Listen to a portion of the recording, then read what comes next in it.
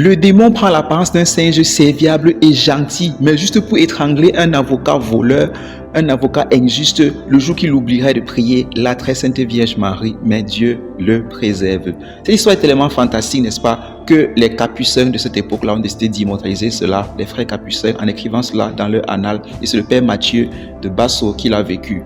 Donc, le père Mathieu, dans sa paroisse, voilà, était vraiment apprécié et voilà, l'avocat était quelqu'un de très riche, voilà, très riche, et il voulait absolument que le père Mathieu vienne visiter sa maison, tellement il le pressait que le père Mathieu a décidé d'accepter. Mais le père Mathieu, lorsqu'il arrive à la maison de cet avocat injuste et voleur là, lorsqu'il arrive chez lui, l'avocat était pressé, lui dit que mon père, attendez, je vais vous montrer un singe magnifique. Chaque fois que j'entre ici, le singe ici, il ouvre la porte. C'est lui qui dresse sa table quand je veux manger, il lave mes verres et tout ça. Sous l'inspiration du Saint-Esprit, le prêtre a compris que c'était plus qu'un singe en fait. Et le prêtre lui dit, ton singe là, c'est louche ce que tu dis là, fais attention. Et c'est comme ça que l'avocat demande qu'on passe chercher le singe pour qu'il présente au prêtre. Mais on prend fouille, le singe, rien. Le singe avait fui, c'était caché parce que le prêtre était entré. Le singe était caché, n'est-ce pas, sous un lit, au rez-de-chaussée. Maintenant, l'avocat et le prêtre vont donc voir le singe à cet endroit-là.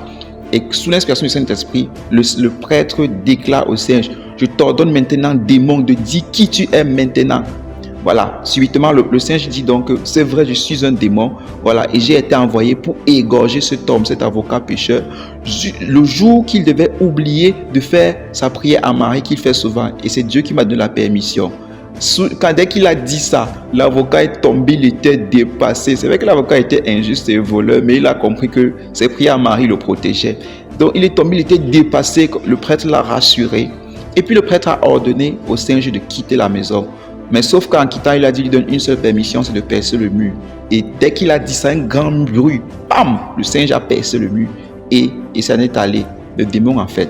Après ça donc, l'avocat en question a essayé, n'est-ce pas, de coller cet endroit-là plus tard.